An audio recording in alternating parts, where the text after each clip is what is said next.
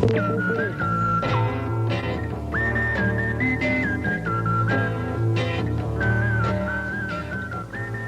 Board with Marty Stevins, presented in the public interest by WBDO Television.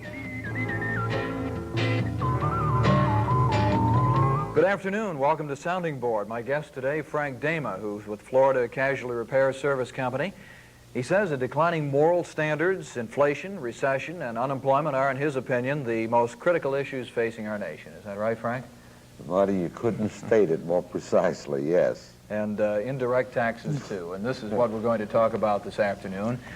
A new look at taxes. And you say we're being taxed to death, and we don't know it. And you appeared before the House Ways and Means Committee last summer in Washington. And I think, first of all, I'd like to ask you just what's your philosophy about taxation?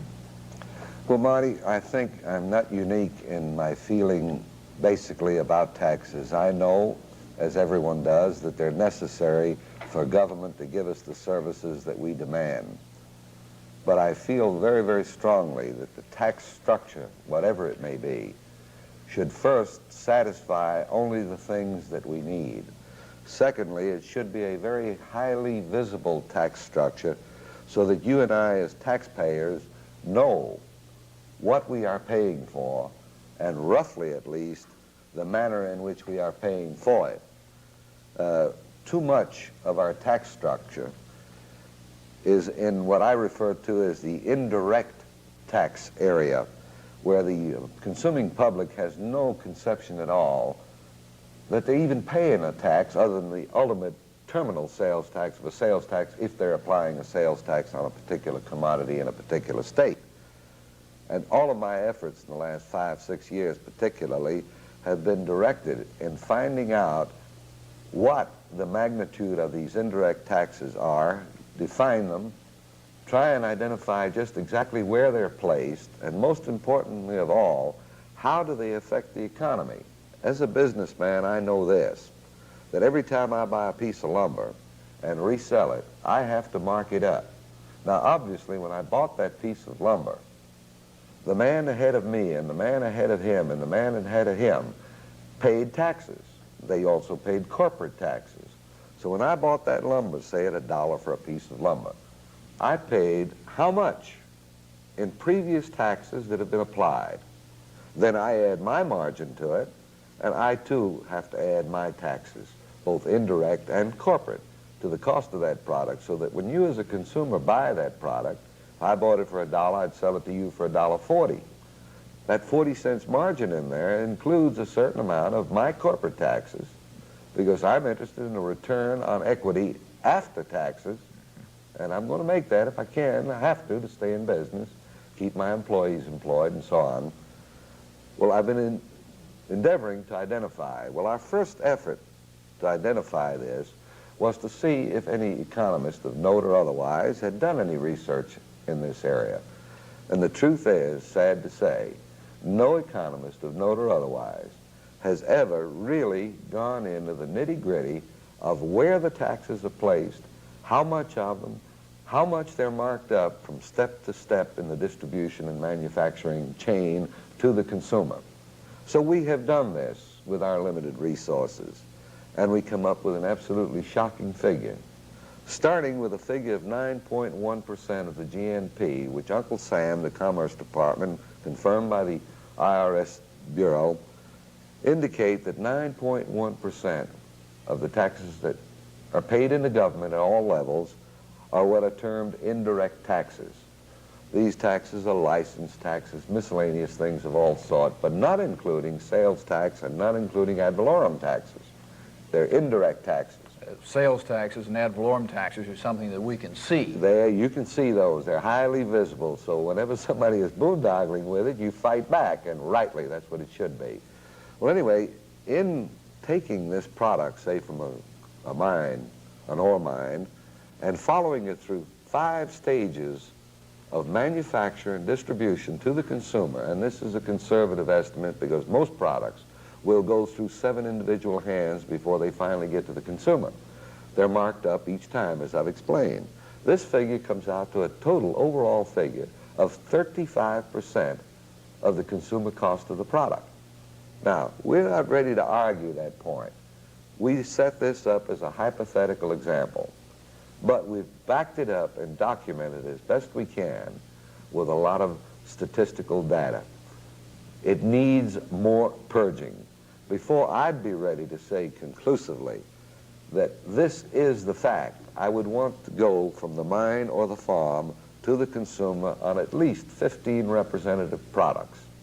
And at each stage of rehandling by different people, identify the taxes, identify the markup on it, and verify this 35% figure. Now, in my own opinion, if the figure turns out to be only 20%, it's still worth investigating, because these figures that I've talked about are, in our opinion, at the root of a good portion of our inflation. And if you can remove this inflationary factor from our consumer goods at the end of the line, you can readily see that manufacturers can move the same number of shoes, for example, the same number of suits, the same number of ties, as they have been currently at a reduced price. They should be able to move more of them. The important thing is you won't make unemployment while you're rolling this situation back to a more realistic level and a more honest level. Well, are you saying that if you move more, then that way you can offset the 7 steps that are in there, the added cost that's being passed along to the consumer? I'm just, the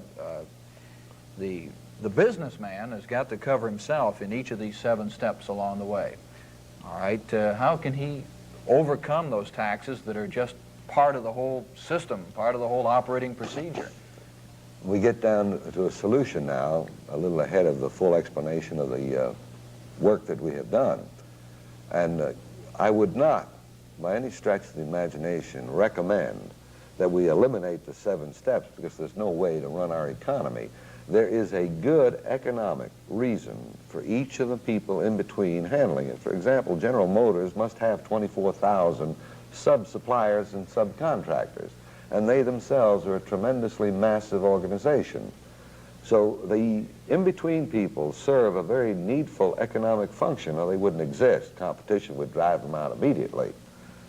But I do say that by removing the indirect taxes at all levels and putting them at the end of the line, because government still has to have their money, of course, to give us the services we demand, we would deflate the economy by at least that inflationary factor of the markup on the taxes. And that figure is 19.5% of that consumer dollar that you're spending. And the total with the taxes in it, again, is 35%. And if you could just deflate the economy by 20% and not create unemployment, that's the important thing about what I'm presenting here today, then you have indeed helped the economy of our nation. Now, another thing that I might want to point out to you, you might conclude that, well, if government was collecting all these sums in between and it adds up to the difference between 19.5% and 35%, surely the government would have to have that much from the end of the line, so you'd have a horrendous sales tax. No, not necessarily, because the government itself is a tremendous consumer of things, more so every year. So if your cost of purchase at retail level is reduced by 35%, then Uncle Sam's cost is reduced by 35%. So theoretically, at least, if not actually, they should require that much less in tax dollars. Right? Of course, on your end of it, you'd be paying a sales tax to offset all these indirect taxes that were collected earlier and now don't exist any longer. An interesting sidelight on this that we discovered is, if you take all of the taxes that farmers pay and offset it with all of the subsidies they get, you would find that they are, in effect, tax exempt.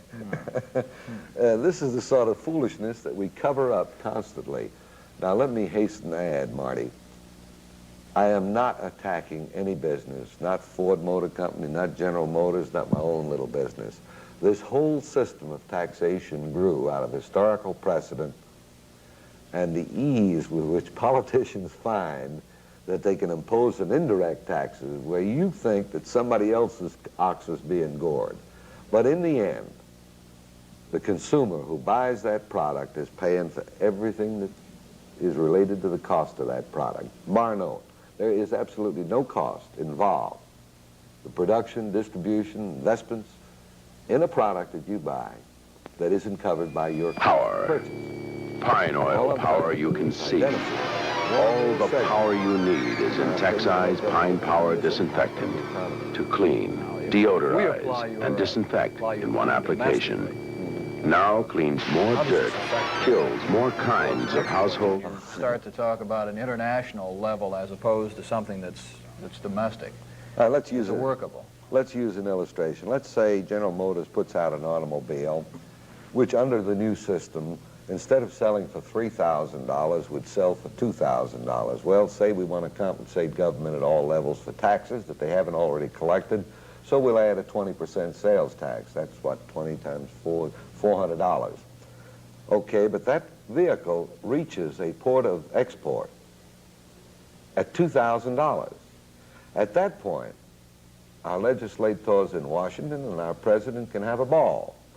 If the country buying that automobile is a friendly nation, we can scale the taxes that they will pay. If they're an unfriendly nation and forcing us to spend more on armaments than we feel is reasonable, raise it.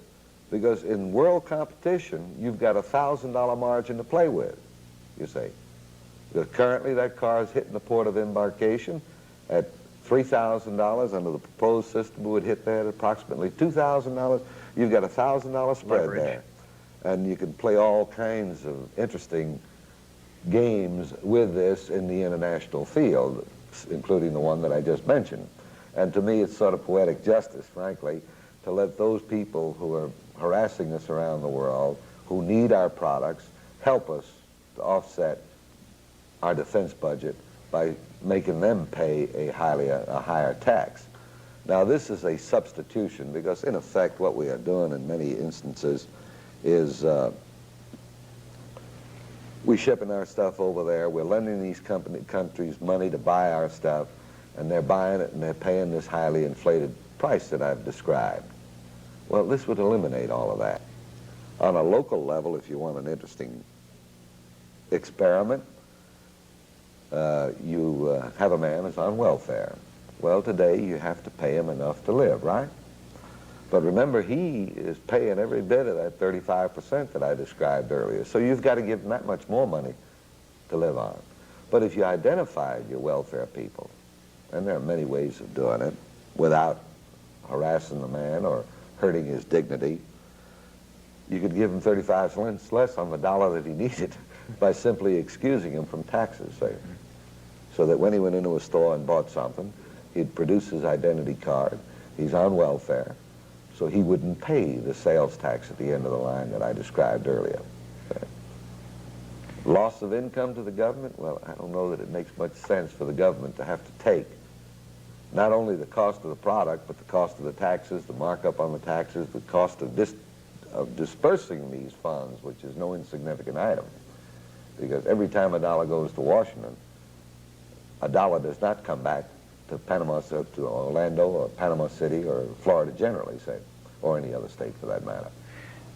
Your ideas, you were before the House Ways and Means Committee last July. Mm. This is part of some of the Yes. tax reform report here, which we have in front of us. First of all, you appear there as a private citizen. Yes. And there are only 3 out of Thousands. several hundred anyhow, right, of testimony given. How did they receive you? And what did it feel like right there in front of the federal government?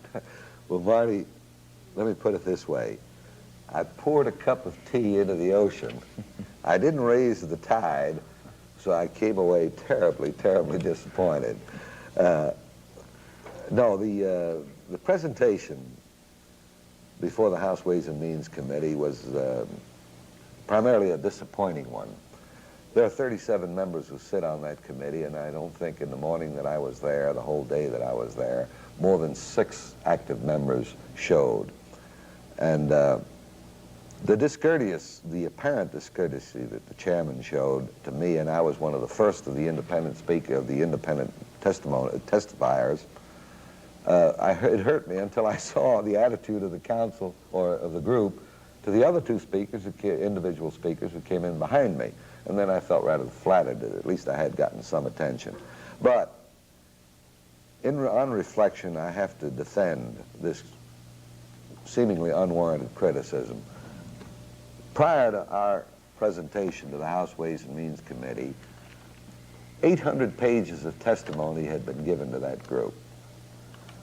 Altogether, there were possibly 20,000 pages of testimony given. Now, just how much can these fellows absorb? So I do want to fill in with another experience that I had there in Washington the month before I went up for the hearings. I had an opportunity at that time to talk individually to a lot of representatives and senators. And it was amazing to me how individually, man on man, they make sense. They're conscientious in their duties. They try to accomplish something. And they themselves readily admit that somehow or other, by the time they get through with all of this, go through a session in the House, what comes out, they don't recognize themselves as what they put in at the head of the hopper. I don't know what the answer is to this. Well, did you spin your wheels, do you think? No, because in my own opinion, the issue is such a critical one that to try and measure my results would be foolish, and I'm not discouraged by my reception at the House, because I know that we have a basis here for something that could be good for the country. So I'll keep plugging along at it. Hopefully someday I'll excite enough interest in it. And of course this show, I hope, will help to get more people interested in it, to get a foundation started, or possibly just to put pressure on our legislative delegation to Washington to at least make the research money available to prove that point I made earlier about getting 15 products, consumer products, traced through completely so that we know for a fact where our tax dollars are going and where they're going to. Indirectly, of course, we know they're going to government. Let me ask you this, Frank. How would you handle that transition between the indirect method, which we're laboring under now, and putting into action your direct plan of taxation? Well, remember the illustration I gave you a while ago about what happens to a product as it moves through the chain of manufacturing and distribution to the consumer? I would start at the basic, on the farm and in the mines, and relieve them of taxes, and gradually work it on up. It would take a minimum of 4 to 5 years to implement the whole thing. And then, of course, at each stage, you would have to impose this sales tax at the end of the line to offset the loss of taxes at the earlier stage. So what would be happening is there'd be a lessening of cost of product and a slower growth of a sales tax at the end of the line. At the end of the 5-year period, we should know then just what we are paying in taxes and where our tax dollars are going. And if we're satisfied with it, fine. If we're not, then we can fight back, as we do with ad valorem taxes, as we do with sales taxes. The committee meeting last year in July, any plans for any more future hearings on tax reform? And would you be a part of it, or do you think that you've said all that you can at this point? Well, as far as the Congress is concerned, unless we have a lobbying effort, somebody in Washington to beat on representatives and senators' doors, I doubt that we'll make any progress. However, we are taking action now to try and get organizations such as the Tax Foundation, the Brookings Institute, to examine our work and to carry on the research work, because these are prestigious organizations. They have strong representation on the floors of Congress, and if they come up with anything that verifies what we're talking about, it'll immediately get the attention of the highest people in the nation, and as a consequence, of course, the news media, which is really what it takes to move anything nowadays. How can you predict that there could be a savings under your plan? Well, it's a simple question of arithmetic. Just presume that the man at the mine, forget about what taxes he's paid, he produces $1 worth of product. You buy that, you're the next processor in line, so you buy $1 worth of product. You know from your own experience to cover taxes and everything and make a profit, cover your investment, cover your labor costs, your tax costs, both on your employees, your labor burden, your FICA, and your unemployment comp and your workman's comp and yada, yada, yada, that you have to mark that product up, say, 200%. Well, then you've immediately got your product up $2, $3. And the next fellow does the same thing, the same thing. Well, at each step, what I'm saying is identify those taxes and then pull them out. And our own calculation on a very conservative basis, because we only use the 60% markup, which is ridiculous. Even my construction business, the cost of, represented as a basis of the cost of sales, the material is only about 25 to 35%. So you see, I'm marking up my material cost 2.5, 3 times. Well, remember those taxes that were in there. Now, let me hasten again to defend myself. I'm not raping the public. I'm not ripping the public off. If I didn't do that, I couldn't survive in business, and my employees would be working for less than marginal wages. It's the way the economy is geared. What I'm suggesting is a re-gearing of the economy to get rid of this highly inflationary factor, which is buried in. You have an interesting chart here that I'd like to look at. I hope maybe we can see it. We'll give it a try anyhow. There we go, over here. What's this chart represent? This is an analysis we made in rough form a couple of years ago. I had it prettied up for this session today. What it tells is the income taxes paid by family units. Now remember, family units, the description of that is a little difficult for some people, but it includes single people who maintain their own household, and it contains a man, his wife, and his whole family. They all may be income earners. Well, this is the number of the family units. This column here is the percentage. And this column here is the dollars that these family units paid in federal income taxes only. We're not talking now about the indirect taxes, just strictly the taxes. And this is the percentage of the taxes they paid to the total income of the group, of the total of taxes collected. Yes. Now, if you study these charts a little bit, we broke it up into 3 areas. Under 5,000, from 15,000 to 50,000, and then to 100,000, to 100,000, and over 100,000. Now, very significantly, this middle group in here, this is the 15 to the 15 to 50,000, which represents 86.6% of the family units, is paying right at 80% of the taxes.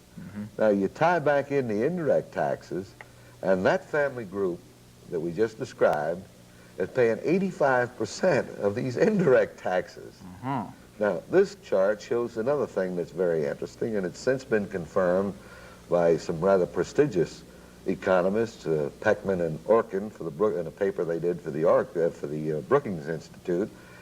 If you study these numbers a little bit and work ratios out, you'll find that these people in the lowest level of the economy are paying a regressive tax rate, meaning they're paying more in proportion to their earnings than the next group above. The people. This group, surprisingly enough, the middle group, the middle income group, is paying a proportional tax rate, just as they're supposed to be. Well, these are the people, but we complain all the time. Yes, and rightly so, because you're paying an enormous amount of the total taxes, and yet you don't have the power to offset this cost you're paying. Now, these people, who represent way less than 2%, are paying a slightly progressive tax rate, but not near what they would pay if we didn't have all those juicy little loopholes, which incidentally are filtering down into this area now, too, because a lot of us in these areas, say the 20 to 50,000, are taking advantage of those same loopholes that these people are taking care of. So you can draw some interesting conclusions from some numbers that are presented. Frank, let me ask you this. Why don't we simply do away with all taxes except personal income tax, for which the machinery of collection is already established? Wouldn't this make it a lot simpler to... It's a good question, Marty, and ultimately, eventually, when we unravel the indirect tax structure, it could very well be that future generations will say, well, let's cut out all this foolishness and let's put it on a straight income basis. This could very well happen. I wouldn't say that it wouldn't. Initially, I would not favor it because you need the control for local taxation. See, and under our program, something that I didn't state earlier, all these sales taxes that I did refer to, and this I like, would be collected at local level, and then that portion of it which the federal government was entitled to would be remitted to them on a revenue sharing basis, going uphill instead of coming downhill. I like that. It puts a measure of control in the hands of the local people, so they can fight back when people are abusing them from Washington or anywhere else. I wouldn't want to see the other terminal taxes that are part and parcel of this eliminated entirely. You would always have to maintain, I'm afraid, an inheritance tax, just if no other reason, social reason, to keep the constant agglomeration of wealth in one family, in one hand. It seems to be the unpopular thing, and it seems that our people don't want that sort of thing to happen, so you will always have an inheritance tax. I wouldn't want to eliminate the export tax because to me it gives us leverage all over the world. It puts our labor in a tremendously good competitive position with all foreign labor because, again, going back to this 35% that I talked about, you pull that out of the cost of the product and we can undersell anybody in this world. The only reason we haven't been able to is that we've been subsidizing them indirectly by throwing all these taxes into them, which makes it possible for their local industries to survive. But if we wanted to, we could strip our costs down so low that we could put out half the world as far as competition against our industry, because we are that productive as a nation. But it's all gotten tied up into this tax bit, and now we're barely competitive with other industries around the world. What about the political potential of implementing the system? It seems to me like a politician would grab this and run, or wouldn't he? No.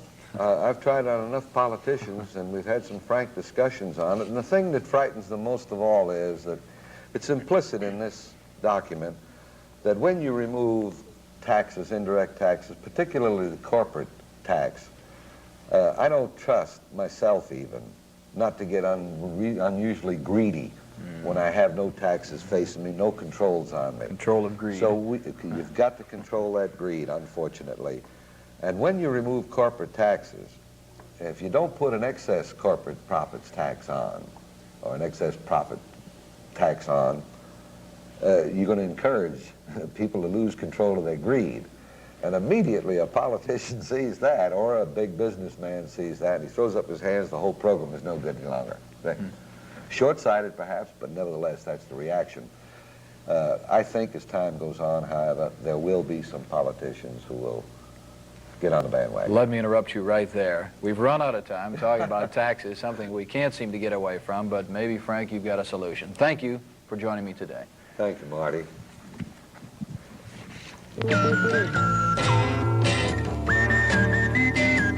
Sounding Board with Marty Stevins has been presented in the public interest by WBDO Television and has been produced by the Public Affairs Department of Channel 6 News. This program was pre-recorded.